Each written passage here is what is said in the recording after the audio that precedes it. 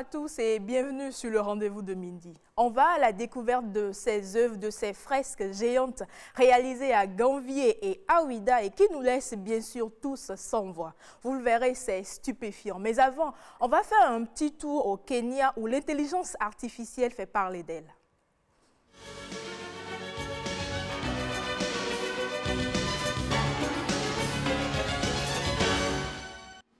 Rebecca, bonjour. Bonjour Mylène. Adonis, bonjour. On dit Adonis, bonjour. C'est Mylène qui te salue ici. Rebecca qui est dans ta tête. Je choisis d'abord de saluer qui je veux d'abord. Ok, d'accord. Décide. Bonjour Mylène, bonjour Rebecca, bonjour cet explicateur. De toute façon, on ne fait rien avec, n'est-ce pas? On fait rien avec ça. Ça, c'est José qui veut dire. Ah non, je ne connais pas. Ah, c'est sûr. Ah, tu ne connais pas José, tu ne connais pas ce son non plus. Je n'ai pas de diplôme. C'est clair. Rebecca, on va au Kenya, on va découvrir un robot. Tout à fait, on va parler de l'intelligence artificielle. Alors bonjour aux téléspectateurs. Ce qui aurait été impensable il y a une décennie de cela, Mylène, est désormais réalisable grâce à la super avancée de l'intelligence artificielle, de l'énergie quantique, du big data et de plein d'autres encore. David Getu et Moses Kenya sont deux jeunes Kenyans qui ont dû abandonner l'université par manque de moyens. Cette situation n'a pas été un frein pour ces passionnés de la robotique. Ils se sont associés pour réaliser leur rêve d'inventeur. Les deux ont mis au point un bras prothétique biorobotique activé par les signaux du cerveau. Je vous propose de suivre ce reportage réalisé par nos confrères de VOA Afrique. Ce n'est pas un accessoire tiré d'un film de science-fiction Marvel, mais on pourrait bien qualifier David Getu de super-héros. Avec son complice Moses Kenya, il a créé ce bras bionique activé par des signaux cérébraux. This is an upper limb biorobotic hand prosthetic that uses brain signals. Il s'agit d'une prothèse de bras biorobotique du membre supérieur qui utilise les signaux du cerveau pour la main afin de la déplacer selon vos désirs. Uses those brain signals. Cette main biorobotique utilise ces signaux cérébraux, les amplifie, les filtre, puis les convertit au courant électrique. Ce courant électrique est encore poussé vers le circuit du robot, ce qui signifie qu'il peut convertir les pensées des utilisateurs en mouvement du bras du robot.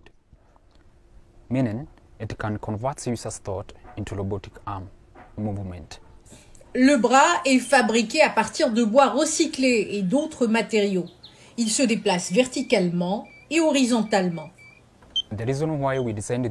La raison pour laquelle nous avions conçu cette main biorobotique est que nous voulions aider les personnes qui ont perdu l'usage de leurs membres, les personnes handicapées. Nous voulions leur donner, notre objectif est de leur donner quelque chose qui les aidera ou les aidera à accomplir leurs activités quotidiennes pour passer d'une personne dépendante à une personne indépendante.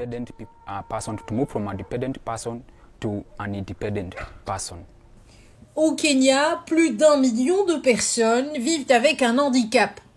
La plupart d'entre elles ont perdu des membres dans des accidents ou à cause de la polio. Cette prothèse pourrait changer le regard de la société envers une population souvent stigmatisée et marginalisée. When we were growing up together, we saw that the people living with disability in the towns. En grandissant, nous avons vu que les personnes handicapées dans les villes et dans les villages vivent beaucoup de difficultés dans leur mobilité et dans leurs activités quotidiennes. En utilisant notre talent, nous avons essayé de voir ce que nous pouvons faire pour les aider, pour faciliter leur mobilité et leurs activités quotidiennes.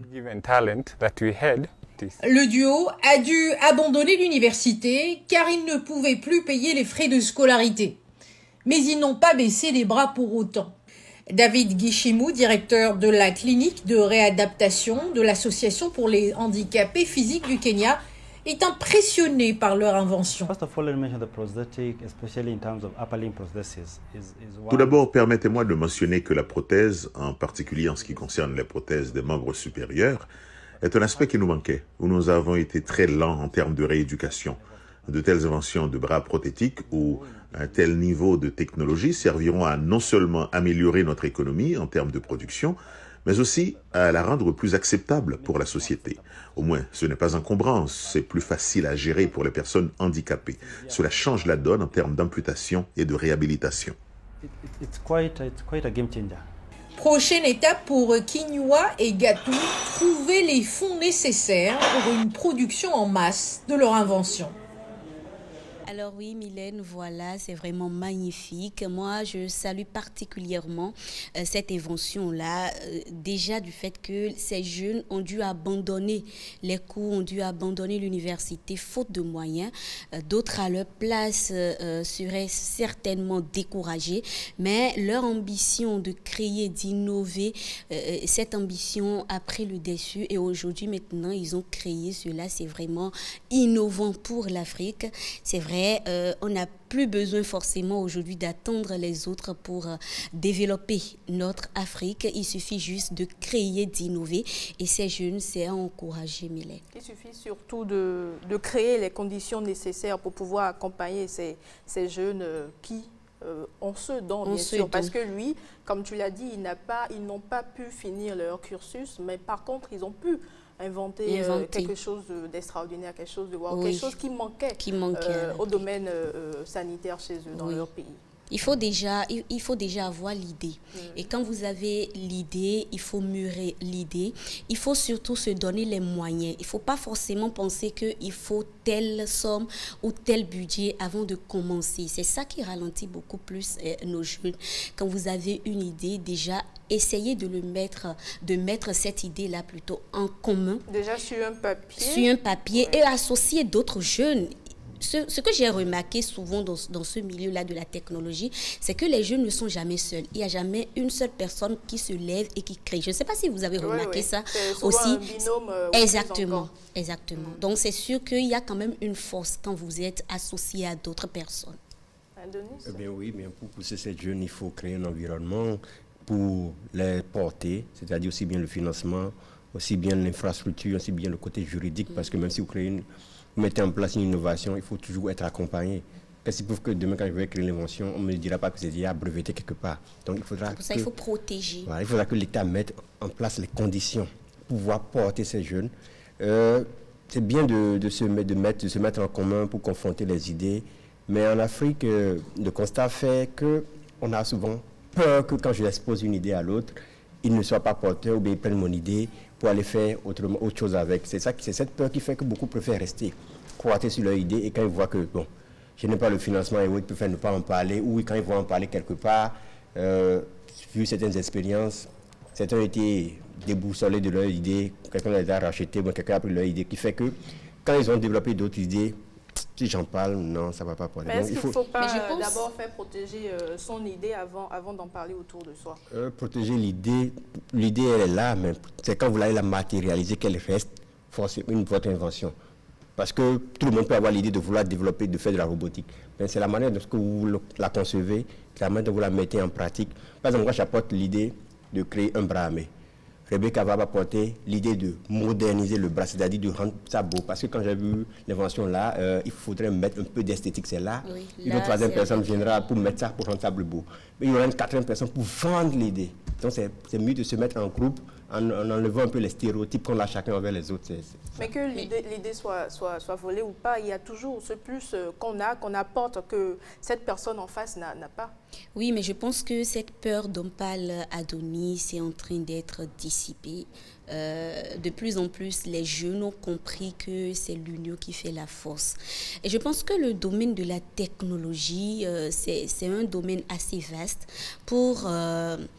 et continuez pas à penser que parce que j'ai telle idée, quelqu'un d'autre peut voler. Aujourd'hui, quand vous prenez le domaine du e-commerce, il y a plein, alors là, plein de personnes qui ont des idées et qui ont des sites de e-commerce. Ça se ressemble parfois même, mais ça ne veut pas dire que l'autre a volé forcément l'idée de l'autre. Je pense que c'est en train d'être dissipé, que les jeunes ont compris que c'est l'union qui fait la force. C'est comme Adonis disait tout à l'heure, quand toi, par exemple, tu peux avoir l'idée de la création, de mettre telle chose en place, l'autre dit « Ah, mais j'ai entendu, je pense que si on faisait de telle manière, ça va donner tel résultat. » Mais tant qu'on n'a pas risqué, tant qu'on ne se jette pas à l'eau, on ne pourra pas savoir si ça va marcher, ce que ça va donner ou pas. Est-ce que la robotique existe au Bénin, Rebecca? Oui, la robotique existe au Bénin. Il y a plein d'associations aujourd'hui qui s'essaient à la chose et qui forment aussi des jeunes. L'année passée, j'ai pris part, par exemple, à une activité là où ils ont formé plein de jeunes filles à la robotique. La dernière fois aussi, j'ai travaillé avec une jeune dame qui fait de la robotique. C'est vrai qu'on n'en a pas parlé aujourd'hui. Peut-être le rendez-vous est pris pour le jeudi prochain. On va faire un zoom sur une jeune fille qui s'essaie à la robotique. Il a certainement déjà inventé assez de choses. Oui, c'est sûr. dont on parlera le jeudi prochain. Donc on prend déjà le rendez-vous. Oui, prenez le rendez-vous. Merci à toi. Tout le plaisir. Alors Adonis, tu es déjà là. On va parler aujourd'hui de la TVM pour les véhicules à moteur à 4 roues, qui est indispensable bien sûr. La taxe à véhicule à moteur qui est indispensable pour les véhicules à 4 roues et pour les véhicules à 3 roues aussi.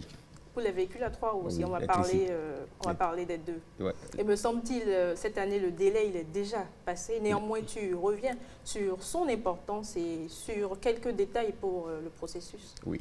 On y va juste après ce jingle.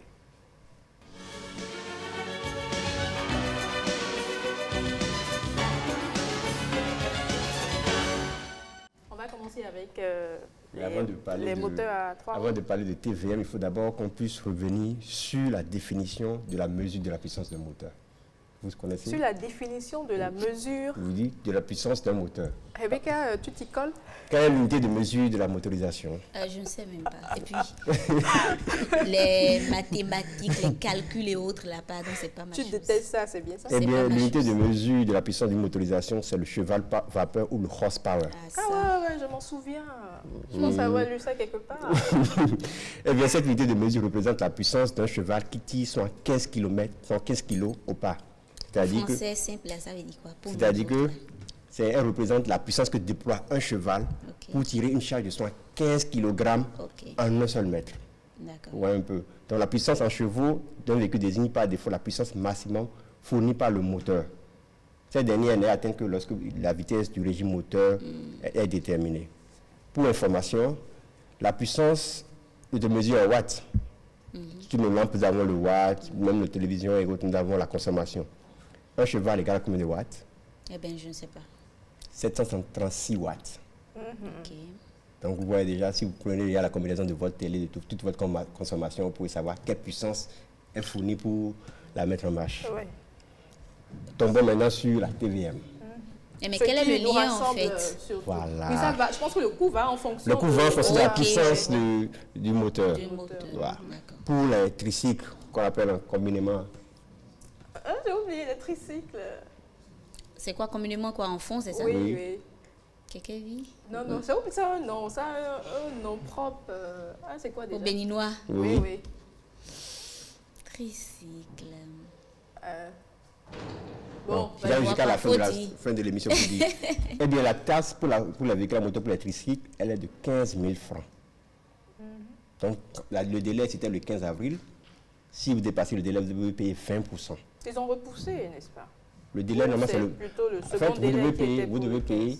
Cette taxe est payable à la fin du 3e mois, c'est-à-dire le mois de mars. À partir du 1er avril, vous payez la pénalité de 20%. Donc, si je prends l'exemple des tricycles, 15 000 francs plus les 20%, vous devez payer maintenant 18 000 francs. Pour les tricycles, on ne mesure pas la puissance. C'est un véhicule à 3 roues, donc son prix est fixe. Par contre, pour les véhicules personnels que nous avons les 4 types. Nous avons la puissance qui est inférieure ou égale à 7 chevaux. Pour ça, vous payez 20 000. Pour la puissance entre 8 et 10 chevaux, c'est 30 000. Pour la puissance de 11 à 15 chevaux, vous payez 40 000. Et si vous êtes au-delà de 15 chevaux, vous devez payer 60 000.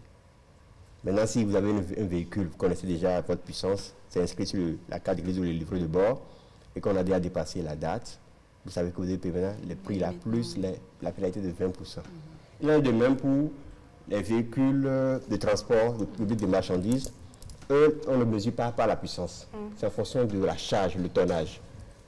De 0 à 2,5 tonnes, c'est 49 500. De 2,6 à 5 tonnes, c'est 57 000. Et de 5 à 10 tonnes, c'est de 86 000. Plus de 10 tonnes, nous sommes déjà dans les 136 000 CAF.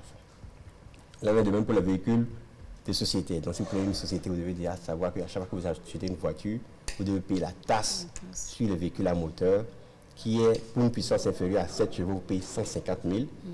Et quand elle dépasse 7 chevaux, vous payez 200 000. C'est ce que je peux dire sur les véhicules de transport de marchandises. Et bien, les véhicules de transport public de personnes, c'est-à-dire les bus, les cars et autres, quand c'est entre 9 et entre 0 et 9 places, pardon, vous payez 38 000. Entre 10 et 20 places, vous payez 57 000. Et plus de 20 places, vous devez payer 86 000. Vous voyez un peu ce qui... Il faut regarder aussi son budget avant d'acheter véhicule. Ah oui, forcément. Il ne faut pas uniquement penser au coût du véhicule, mais à la longue, ce que ça donne, ce que ça va te faire sortir comme moyen, bien sûr. Eh bien, comme nous sommes dans un processus de dématérialisation, vous pouvez payer cette taxe aussi bien dans les centres agréés que par un paiement mobile. Vous téléchargez l'application Mobile Tax, dont la vidéo qu'on va suivre tout à l'heure nous montre un peu le fonctionnement.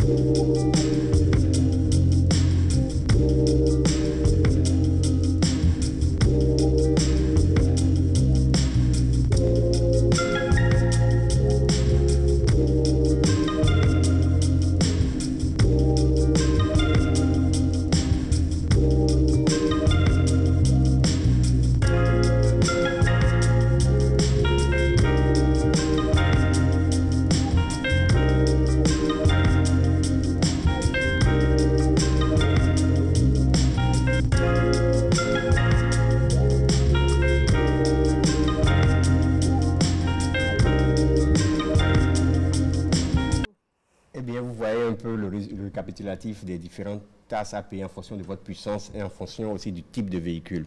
Comme je le disais tout à l'heure, vous pouvez payer aussi bien par les mobile money en tapant en fonction de votre réseau, tapez le code, le réseau GSM, vous tapez le code adéquat, ou bien aller sur Play Store, télécharger l'application Mobile Tax pour payer toutes les taxes relatives à votre IFU.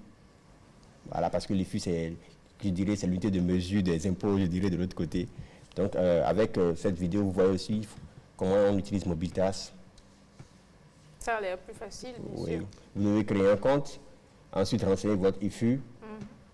Et dès que vous renseignez votre IFU, vous créez le compte, vous avez un code qui vous permet d'avoir accès à la plateforme. Ça vous permet ensuite maintenant de pouvoir intégrer le numéro de votre véhicule et de payer la taxe afférente, ou bien si c'est l'impôt de votre maison et autres. Voilà. Et c'est bien pour les véhicules en circulation? Oui, c'est aussi bien pour les véhicules en circulation que les véhicules à venir aussi. Vous prévoyez déjà. D'accord. Parce que l'application ne permet pas seulement de payer les taxes sur les véhicules, ça permet aussi de payer aussi les autres impôts, l'AIB et autres. Voilà. Rebecca? C'est bien, j'ai appris beaucoup.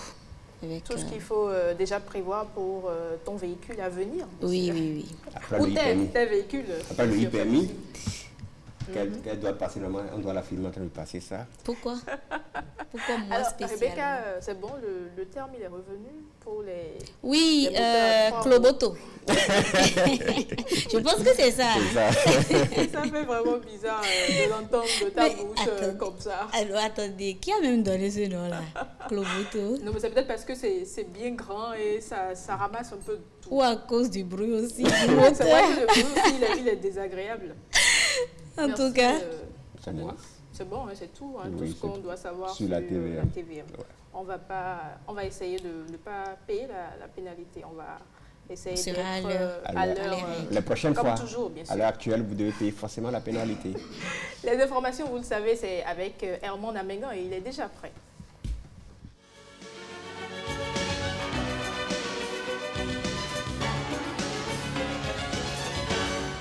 Herman, bonjour. Bonjour Mylène, bonjour Adonis, bonjour Axel, bonjour à toutes et bonjour à tous. Très heureux de vous retrouver sur le rendez-vous de midi. Axel, bonjour. Oui, Mylène, bonjour, comment vous allez? En pleine forme. Adonis? Bonjour Axel, bonjour Herman. Bonjour. Bonjour à toutes et à tous. Alors Herman, on va chanter? Absolument. Tu nous dis que deux talents béninois sont en finale de The Voice Africa francophone. Giovanni Huessou, Mathilde Toussaint et Karina Sen étaient les 3 béninois encore en lice. Et sur les 3, 2 sont en finale, Giovanni et Karina Sen. Mathilde, qui a fait une belle reprise d'Amadou et Mariam, s'arrête malheureusement en demi-finale. Je vous propose de suivre ici un condensé du passage de nos 3 représentants. Évidemment, bonne chance donc à Giovanni et à Karina Sen qui vont poursuivre l'aventure. Mais avant, on revient sur, évidemment, leurs prestations en demi-finale. Je pense à toi, mon amour, ma bien-aimée. Ne m'abandonne pas, mon amour, ma chérie.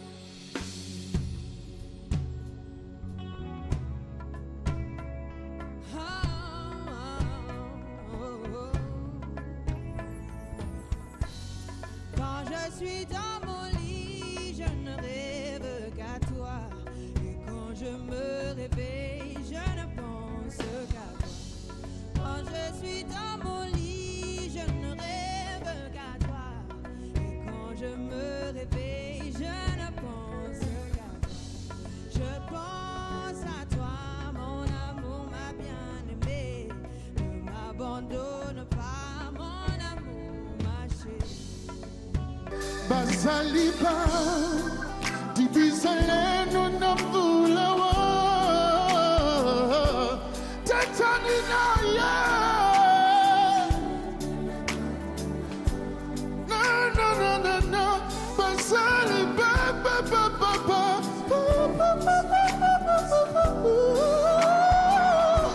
Tatanina,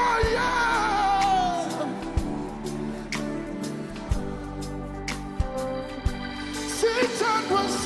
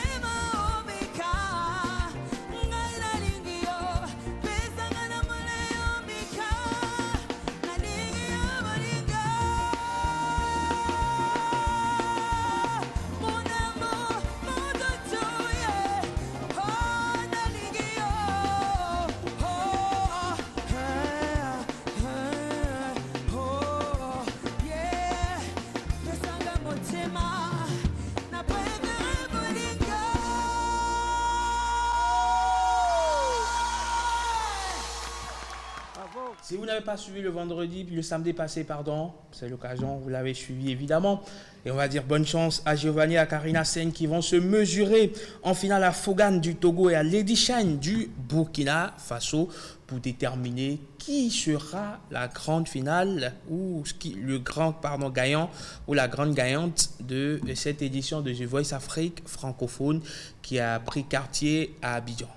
On va faire quoi d'ici? On va croiser les doigts, on va prier. Et surtout voter pour les encourager. Il y a un geste à faire voter pour nos compatriotes qui sont encore en lice parce que à partir des demi-finales, c'est les votes, ce sont les votes du public qui déterminent le gagnant. Donc, il n'y a qu'à faire le geste simple, voter encore.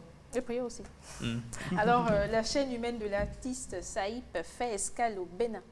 Entre les pirogues qui naviguent, vous allez le voir, autour des centaines de cabanes sur pilotis du lac Nokoué, une peinture géante prend forme sur un îlot de terre. C'est l'œuvre de Saïp Guillaume Legros, à l'état civil, artiste français de renommée internationale. Durant plus de 3 heures, il a travaillé au pistolet à peinture pour transformer une aire de jeu de la cité lacustre de Ganvier en œuvre d'art. Au fil de ses incessants mouvements vers des seaux à peinture, le gazon sur lequel il projette, cette peinture se transforme sous les yeux des spectateurs pantois. Résultat de l'œuvre, des mains entrelacées. Et cette fresque, selon l'artiste, fait partie d'un projet bien plus large. Il dit vouloir créer symboliquement la plus grande chaîne humaine au monde. Suivez ici Guillaume Legros. C'est un projet qui s'appelle Beyond Walls que j'ai lancé en 2019. Et l'idée, c'est de créer symboliquement la plus grande chaîne humaine au monde en peignant des mains qui s'entrelacent, qui pour moi est un symbole d'entraide et de bienveillance entre les peuples. Et l'idée, c'est de créer des ponts entre les gens, les cultures. Et puis du coup, personnellement, je dis tout le temps que je suis intimement convaincu que c'est uniquement ensemble que l'humanité pourra répondre aux différents défis qu'elle aura à surmonter. Et c'est de cette conviction finalement qu'est né ce projet. Au Bénin, pour que l'image soit percutante, on doit trouver un esthétisme et puis aussi une histoire. Et finalement, justement, ces deux histoires de Ganvié et de Ouida sont malheureusement, à mon avis, marquées par la période de l'esclavage. Et puis finalement, c'est aussi des sites qui sont incroyables au niveau de l'esthétisme. Donc ça faisait un bon mélange, à mon avis, pour que ça soit quelque chose de privilégié. Il y a aussi le fait que je crois que, malgré le sens profond qu'on y met, ça permet aussi, je crois, de faire rayonner, justement, toute modestie gardée, mais la région et le pays. Donc je trouve que c'est aussi un point intéressant pour ça, pour les populations locales. Alors, parti de Paris, eh bien, ces mains entrelacées sont passées par Andorre, Berlin, Genève, Ouagadougou, Yamoussoukro, Turin, Istanbul et Cape Town avant le Bénin. 10e étape, eh bien, c'est un symbole d'entraide et de bienveillance entre les peuples pour essayer de créer des ponts, soutient l'artiste. Vous l'avez entendu tout à l'heure. Quelle est la durée de vie de ces œuvres? C'est une question pour un champion. Mais c'est quand même beau, c'est vraiment grand, hein, toute la majesté qui en sort. On fait waouh à la vue. Ouais, ça révèle d'un point de vue aérien la beauté de l'œuvre. Ça revalorise l'endroit sur qui a été peint, je dirais. Mais seulement, j'ai juste une inquiétude, comme tu l'as dit, par rapport à la durée. Parce que je l'ai vu qu'il l'a fait aussi bien à Ganvié que sur la plage de Ouida, surtout avec les vagues et autres. Qu'est-ce que ça va donner? Voilà. Non, mais après, ce n'est pas une œuvre qui est faite pour rester. Il dit vouloir créer symboliquement la plus grande chaîne humaine au monde et c'est sa façon à lui donc de créer cette chaîne humaine-là, ces mains entrelacées qu'il définit comme donc la chaîne humaine. Et donc que cela fasse 1 heure ou 2, 24 heures, 48 heures, 100 ans ou 1000 ans, pour lui, c'est que symboliquement et dans son esprit, il est en train de réussir cette mission qu'il s'est confiée depuis 2019 et que progressivement, il est en train d'implanter ou il est en train de réaliser dans nombre de pays, que ce soit occidentaux ou africains. Donc, c'est juste symbolique, quoi qu'en soit sa durée de vie.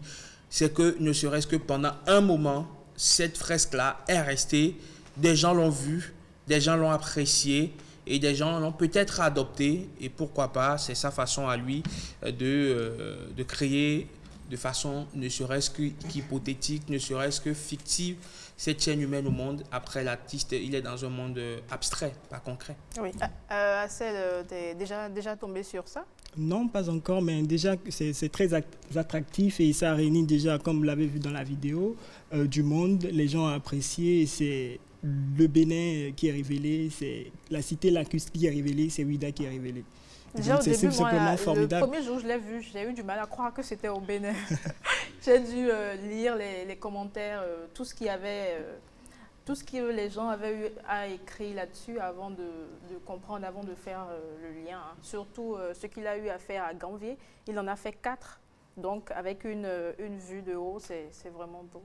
Oui. On a du mal à croire que notre pays est si beau. Il y a un projet, de toute façon, il y a un projet pour Ganvié qu'on appelle la Venise du Bénin, parce que lorsque vous allez en Venise, en Italie, lorsque vous en êtes dans cette région, c'est du Ganvié, mais voilà, en version beaucoup plus améliorée. Donc on peut en faire, il y a des milliers de touristes qui vont visiter la Venise. Donc si Ganvié, il y a un projet qui est en cours pour restaurer, on va dire, Ganvié et en faire vraiment un objet d'attraction, un objet touristique, un pôle touristique assez important de notre pays. Donc le projet existe et je crois que ça va bientôt prendre corps et on va en tirer les bénéfices.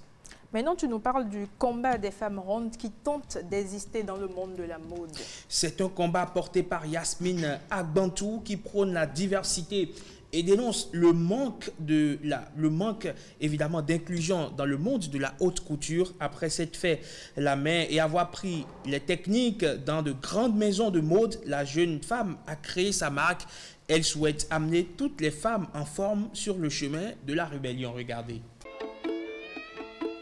Toute ma vie d'adulte, je n'ai que entendu, enfin la plupart du temps, tu serais plus jolie si tu étais un peu plus mince, pour perdre un peu de poids, comme si une femme ronde ne pouvait pas être aussi belle qu'une femme qui ne l'est pas. Je suis Mimine, je suis la fondatrice et la directrice créative de la marque de luxe Miminager. J'ai 28 ans et je suis d'origine béninoise et je suis une taille 46. Il y a cette notion que les femmes rondes ne veulent pas acheter du luxe, mais ce n'est pas vrai. Je pense que c'est parce qu'elles n'ont pas l'opportunité de trouver des vêtements qui leur plaisent et qui leur vont, mais la demande est là et on est là pour répondre à cette demande. La collection Rebellion est donc une collection faite pour les femmes qui ont des formes et donc ça va donc de taille 40 à 52 et j'espère vraiment que dans les années à venir que je pourrais encore ajouter des tailles beaucoup plus grandes parce qu'il y a des femmes qui ont besoin de tailles plus grandes qu'un 48 ou un 50 par exemple. Et ces femmes-là aussi méritent d'avoir des vêtements de qualité, sensuels, qui leur font se sentir bien et belles. En ce qui concerne les marques de luxe, la plupart de ces marques s'arrêtent à une taille 44 et c'est pas très grand une taille 44. Et généralement, même les tailles 44, une fois qu'on les achète, qu'on les essaye, on se rend compte que ça ne va pas vraiment à un corps qui a des formes parce qu'il a été pensé pour une femme qui a une taille 34 et ensuite élargi et généralement, ça ne va pas. Nous, les femmes qui ont des formes, on a besoin de vêtements qui sont plus travaillés pour aider justement à sculpter notre corps et à cacher ces parties qu'on n'aime pas forcément. Et parce que c'est tellement difficile de trouver des vêtements qui donc vont à une morphologie comme la mienne.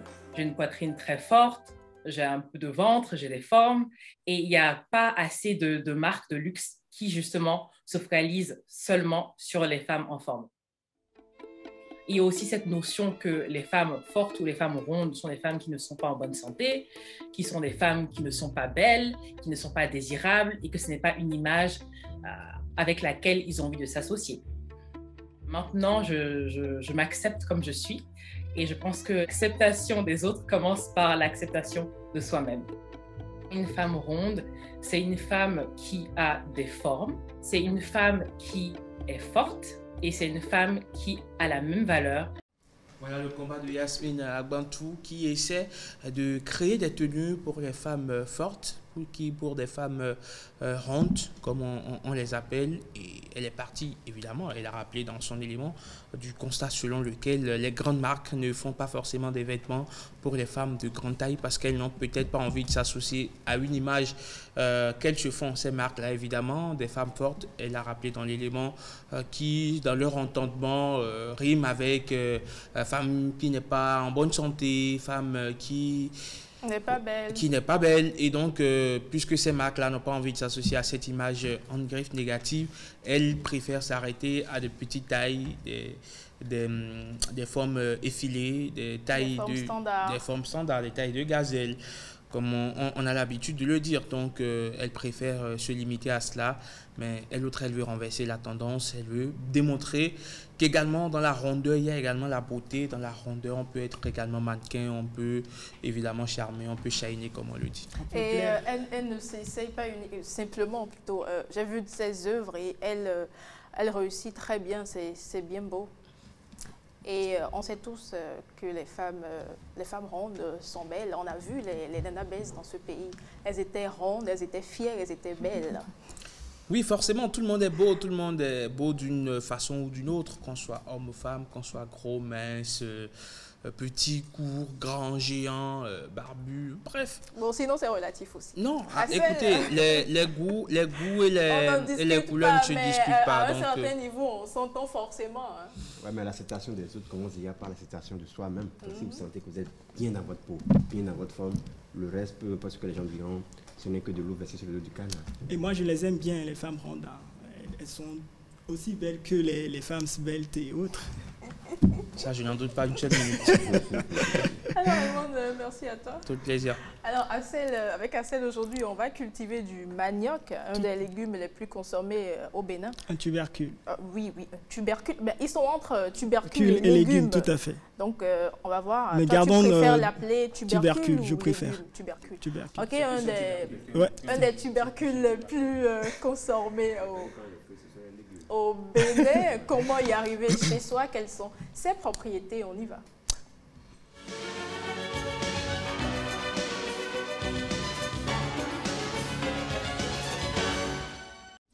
Oui, Mylène, vous l'avez tellement bien annoncé. On va parler du manioc, de sa culture et ce tubercule. Hein. Tubercule et légumes. Mais gardez de toutes les façons tubercule, parce que c'est un tubercule. Ben, quand on prend ces feuilles, ça devient toute autre chose. Puisque le manioc, on consomme le tout, de la racine jusqu'aux feuilles. On peut toujours dire tubercule. Tout à fait. Mais quand il s'agit du manioc, ce sont les tubercules. Mais est-ce qu'on a besoin de préciser? On dit le manioc, on pense à l'ensemble. Quand on dit le manioc, on pense beaucoup plus au tubercule. D'accord, on y va. Ça ne devrait pas souffrir de contestation. Et même tu manges le manioc? Par moment, oui, il n'y a pas de problème. Ah oui, surtout avec l'huile rouge. C'est intéressant. Je sais que Mylène n'en consomme pas. Ben, vous saurez comment on cultive ce tubercule. Alors, bonjour à toutes et à tous. Arbuste vivace de la famille des Euphorbiacées, le manioc est un tubercule qui nous vient de l'Amérique centrale et du Sud. Bien qu'il soit cultivé en Afrique, et ce depuis plusieurs siècles, ce tubercule, dont la production est très ancienne, n'est pas endémique dans les autres continents. Sa forte teneur en amidon et en fibres facilite la digestion et favorise le transit intestinal. Au Bénin, il se cultive surtout sous les climats tropicaux. On le plante au début de la saison des pluies et la récolte s'effectue vers la saison sèche. Comment donc cultiver ce tubercule dans la vallée de l'Ouémé? Suivons cet élément pour en savoir davantage.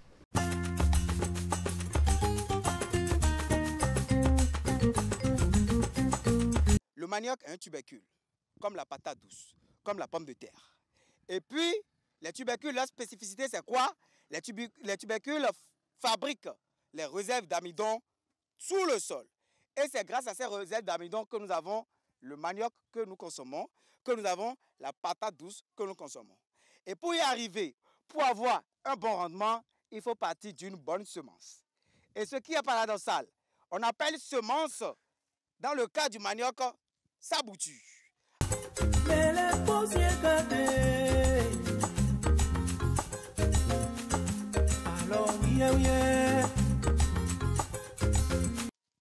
Pour bouturer le manioc, il faut sectionner les boutures dans les plantations saines, les plantations qui ne sont pas malades. Et lorsque vous regardez derrière moi maintenant, il n'y a pas de maladie, il n'y a pas de symptômes. Vous allez utiliser les boutures de 10 à 15 cm pour pouvoir faire votre production. Le manioc, à l'hectare, c'est 30 bottes de 50 boutures, 50 tiges. Là, on parle de tiges, la tige de manioc. Nous avons 30 bottes et dans la botte, nous avons 50 tiges de manioc d'au moins 1 mètre. C'est cette quantité de semences qu'on va utiliser pour planter 1 hectare de manioc. 30 bottes de 50 tiges. J'espère que vous avez bien compris. Alors, je vais sectionner. On a dit combien? Voilà. On a dit 10 à 15 cm. C'est bon? Voilà. Il est important, au cours de la session, de ne pas casser, la base de la tige. Alors, agriculteur moderne, lorsque vous allez vous amuser à casser la base de la tige de votre manioc, vous allez constater dans le champ vraiment une reprise médiocre. Il n'y aura pas trop de réussite dans la plantation. Et ces pieds de manioc vont être infectés par les champignons. Parce que les champignons vont profiter de cette blessure pour attaquer la plante. C'est hyper important. et vous regardez l'orientation des nœuds. Vous regardez correctement l'orientation des nœuds. Regardez tout de suite dans cette vidéo-là. Vous avez vu qu'il y a des bourgeons qui émergent à partir d'ici. Ces bourgeons ne doivent pas faire face au sol. Ça doit faire face au ciel. Vous regardez les selles du manioc. Attendez, je casse cette tige pour montrer. Regardez. Les selles, c'est ça les selles du manioc. Ici, là, ça doit faire face au ciel. Jamais planté comme ça. Toujours dans ce sens.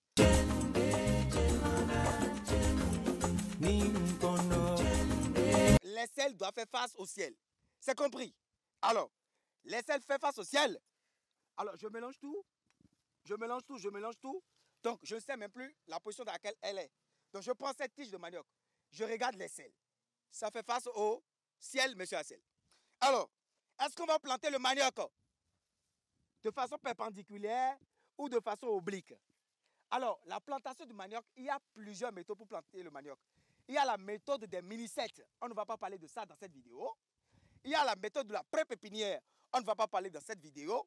Mais on va parler de la méthode standard qui est facile et accessible à tout le monde. Celui qui a la maison, il veut avoir 2 pieds de manioc à la maison. Celui qui a sa ferme, il veut faire 5 hectares de manioc. Comment il va faire pratiquement? Tu as sectionné. L'aisselle fait face au ciel.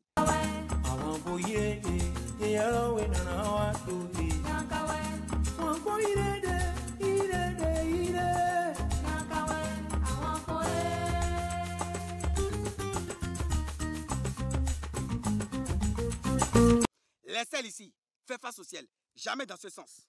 Regardez votre bouture de manioc. L'aisselle fait face au ciel. Et nous avons des nœuds ici. Ce sont ces nœuds-là qui vous indiquent, s'il n'y a pas de nœuds, si les nœuds étaient cassés, vous allez regarder l'aisselle. L'aisselle ici fait face au ciel. L'aisselle fait face au ciel. Jamais dans le sens contraire. L'aisselle a fait face au ciel. Je viens planter la bouture de manioc avec un angle de 30 degrés. D'accord?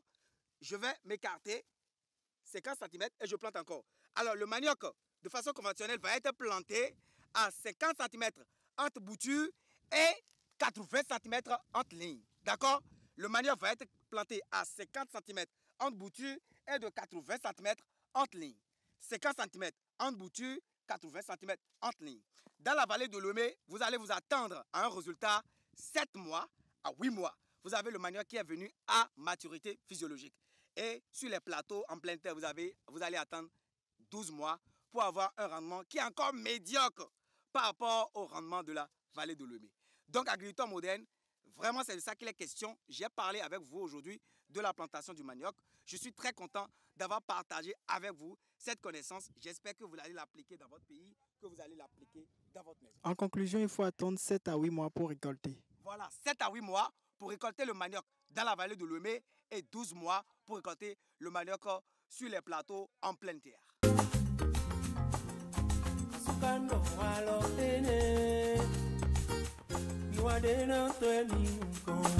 Le manioc est précoce dans la vallée de Lomé que n'importe où au Bénin ici.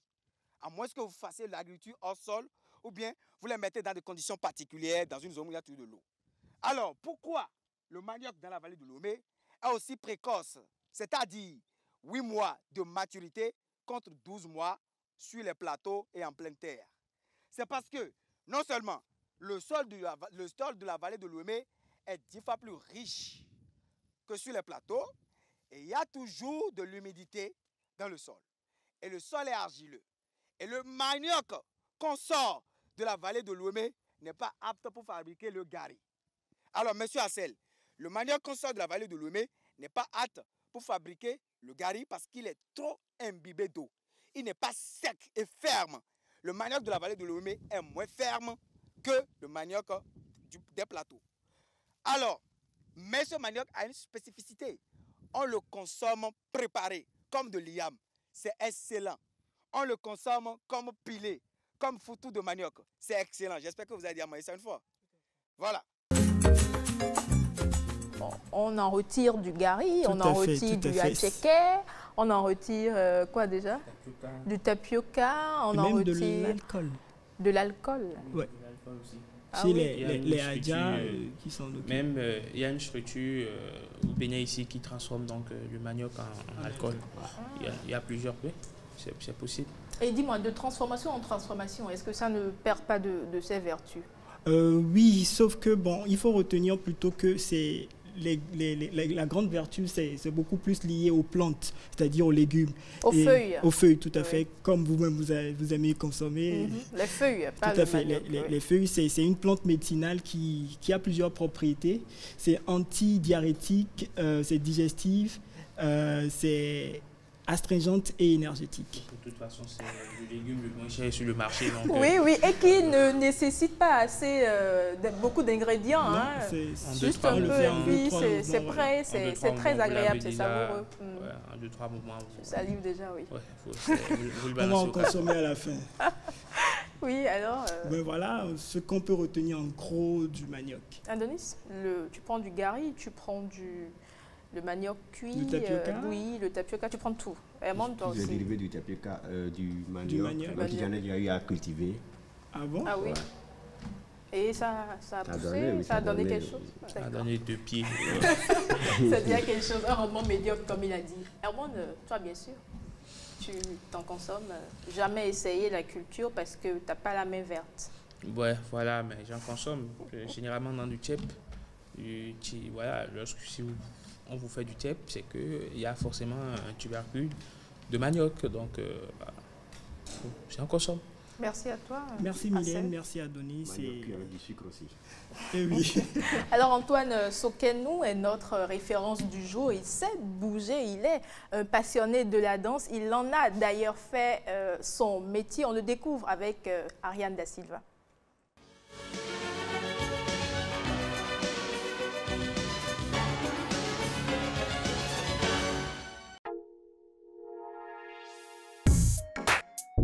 La danse, j'ai commencé depuis tout petit et c'est elle qui m'a révélé, c'est elle qui a fait que j'ai connu pas mal d'artistes, j'ai eu à travailler avec beaucoup d'artistes. Je me rappelle, en son temps, les gens venaient, ceux qui me découvraient venaient à la maison voir ma maman pour lui dire, voilà, ton enfant danse bien, on veut l'amener à l'extérieur.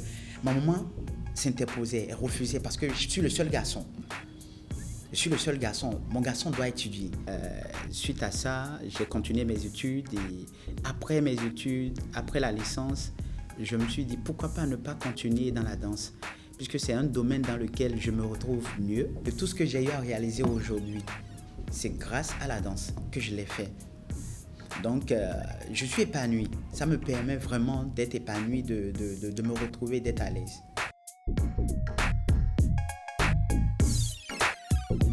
C'est pas facile d'entreprendre, c'est pas du tout facile. Mais, comme j'ai l'habitude de le dire à mes élèves, il faut la foi, la persévérance. D'accord? Avec ces deux choses, je pense que c'est plus facile d'entreprendre.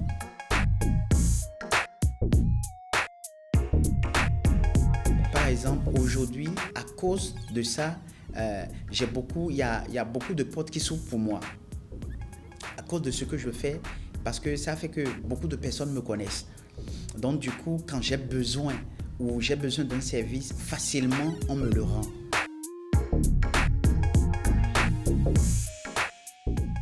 Toutes mes séances sont filmées par moi-même. J'ai une caméra, j'ai un trépied. Donc comme c'est mon métier, comme c'est un métier que j'ai appris, je pose mon trépied, ma caméra. Et puis je lance avant de commencer mes séances. Et l'autre chose aussi, j'ai un banc de montage à la maison. Donc je n'ai pas complètement quitté le domaine du journalisme. Ça me permet de faire la pub. Ça me permet de faire la pub sur les réseaux sociaux. Ou lorsqu'on m'appelle quelque part, on me demande quelles sont vos preuves. Vous avez des preuves? Je monte ces séances-là, ces vidéos-là. Ce qui fait que oui, vraiment, il est dans le domaine. Vraiment, il fait ça.